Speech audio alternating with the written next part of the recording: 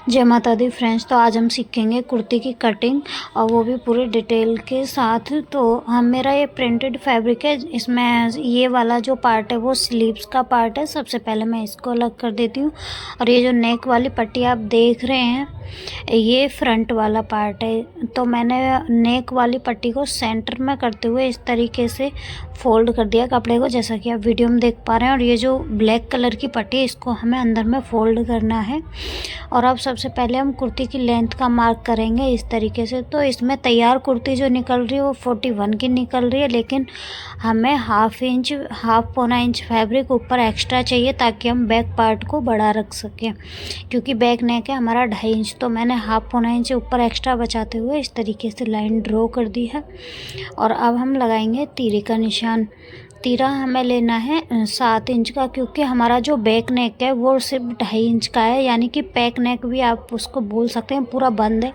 और arm hole की length भी हमें 7 इंच पे लेनी है इस तरीके से। और लाइन को सीधा करने के लिए एक और निशान हम 7 इंच पे लगा देंगे और एक बॉक्स की तरह रेडी कर लेंगे। इस तरीके से लाइनों को खींच देंगे। अब हमें लेना है जहाँ पे हम चेस्ट की फिटिंग का निशान देंगे, शोल्डर से टक्स पॉइंट, यानी कि चेस्ट की जो फिटिंग का निशान हमें देना है वो कितनी लंबाई पे देना है। तो मुझे देना है 10 इंच पे, तो हाफ इंच मैंने एक्स्ट्रा लिया, 10.5 इंच। कमर की फिटिंग का निशान देना है 14 पे, तो 14.5 लिया। हिप का देना था 21 पे, तो 21.5 लिया है। तो अब हमें चेस्ट का 4th भाग लेना है और उसमें हाफ इंच हमें एक्स्ट्रा भी लगाना है लूजिंग के लिए। और कमर का 4th भाग लेना है। जब भी हम पीछे वाला पैक नेक बनाते हैं या बोट नेक बनाते हैं तो उसमें हमें हाफ इंच की लूजिंग देनी होती है, हाफ से पौना इंच। अगर कोई फिटिंग में पहनता है तो हाफ इंच, और कोई अगर नॉर्मल पहनता है तो पौना इंच। तो सब हिप का भी 4th भाग लेते हुए मैंने इस तरीके से निशान को ड्रॉ कर दिया है। और अभी हमें इस तरीके से लगा देना है। तो हाफ इंच मैंने अब लगाया लूजिंग का निशान इस तरीके से, और हमें इसको शेप दे देनी है। बाकी थोड़ा सा हम सिलाई में भी एडजस्ट कर देते हैं जब सिलाई लगाएंगे। जब ये जो कॉर्नर आपको दिख रहा है ये कॉर्नर आपको नहीं बनने देना है, तब आप सिलाई लगाओगे तभी अपने आप इसको शेप दे देनी है। अब हम मार्जिन ले लेंगे 2.25 इंच का, 1.5 इंच का भी आप ले सकते हो, लेकिन मुझे इंटरलॉक करनी थी तो इसलिए 2.25 का लिया है। अब ऊपर से गले की चौड़ाई का निशान लगाएंगे जो रखेंगे हम 3 इंच। फ्रेंड्स, अगर गले, शोल्डर, तीरा के बारे में अगर आपको कोई भी सवाल पूछना है तो पूछ सकते हो कमेंट में। तो शोल्डर को मैंने डाउन किया है आर्म होल की लेंथ की तरफ हाफ इंच, और इसको राउंड शेप दे देनी है इस तरीके से। अब जितना भी डाउन करने के बाद हमारा शोल्डर आया है इस तरीके से, आर्म होल आया है, उसका सेंटर लेंगे, हाफ इंच एक और मार्क करेंगे अंदर की तरफ, और इसको पहले एक बार तिरछा इस तरीके से लाइन ड्रॉ करेंगे। और उसके बाद हमें फ्रंट पार्ट की शेप दे देनी है इस तरीके से। तो ऊपर से हमारी फ्रंट पार्ट की मार्किंग हो गई कंप्लीट। अब जितना हमारा इधर है हिप साइज में आया है मार्जिन सहित, उतना मार्क हमें नीचे करना है। और इसको इस तरीके से रखते हुए 2.5 इंच की ये मार्किंग हमें नीचे कर लेनी है तुरपाई के लिए, जो फोल्ड करेंगे इस तरीके से। और जितना भी हमारा हिप वाला पार्ट था उतना हमने नीचे मार्क किया था। अब हम उसको इस तरीके से सीधी लाइन ड्रॉ कर लेंगे कटिंग करने के लिए, क्योंकि जो एक्स्ट्रा फैब्रिक है उसको हम हटा देंगे। इस तरीके से मार्किंग करने के बाद अब हम इसकी कटिंग कर लेंगे सारे की। मार्क को थोड़ा सा गहरा कर देना है। अब ये मैंने इसकी कटिंग कर दी है फ्रंट पार्ट की। और अब हमें बैक पार्ट के लिए फैब्रिक को फोल्ड करना है, जो कि हमारे ये वाला बचा हुआ फैब्रिक है इधर, इसको हम फोल्ड कर लेंगे। फ्रेंड्स, इसका जो प्लाजो था वो भी सेम इसी में ही ज्वाइन करके दिया हुआ था, तो उसको मैंने अलग से निकाल दिया। ये सेंटर में जो आप फ्लोवर देख रहे हो इसी को हमें सेंटर में रखना है।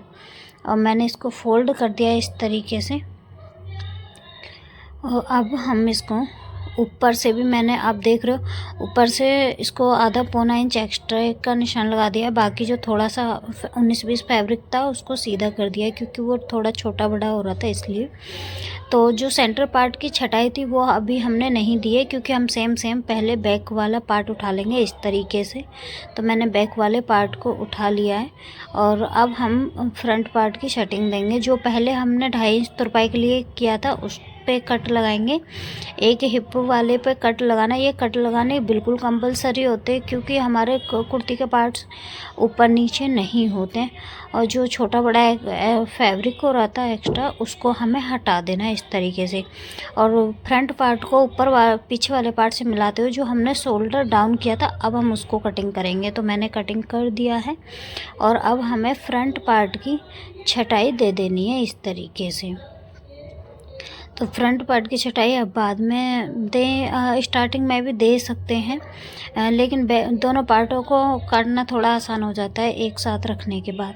अब हम स्लीव्स कटिंग करेंगे। तो ये हमारा स्लीव्स का पैनल है, इसको हम उठा लेंगे और इसका जो बॉर्डर है उसको एकदम एकसार रखना है क्योंकि हमें बॉर्डर एकदम बराबर का चाहिए। इस तरीके से हम इसको 4 फोल्ड करके रखेंगे क्योंकि हमारा इसमें सेंटर पॉइंट भी दिया हुआ है स्लीव्स में। तो इसकी जो लंबाई है हमें चाहिए पूरी, मतलब 21 इंच की तैयार चाहिए। तो 21.5 इंच पे मैंने मार्क किया है। और ये जो बॉर्डर है इस नीचे से मोहरी जो बनेगी 4.5 की बनेगी और 1.5 इंच का मार्जिन नीचे मोहरी में मैंने लिया है स्लीव्स की। अब आपने क्या करना है कि जो हमारे पास कतरन बची हुई है उसमें से हमें इस तरीके से एक पट्टी रखेंगे डबल फोल्ड करके, आधे इंच का मार्जिन लेते हुए उसको आधा इंच नीचे दबा देंगे जो हमारा सिलाई में जाएगा इस तरीके से।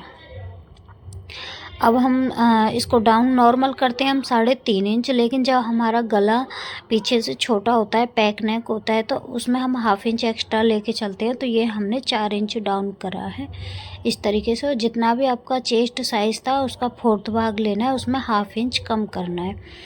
यानी कि अगर 9 का चेस्ट भाग है, 4th भाग 9 है, तो उसमें आपने 8.5 इंच लेके स्लीव्स के लिए तिरछा मार्क करना है और उसको इस तरीके से शेप दे देनी है।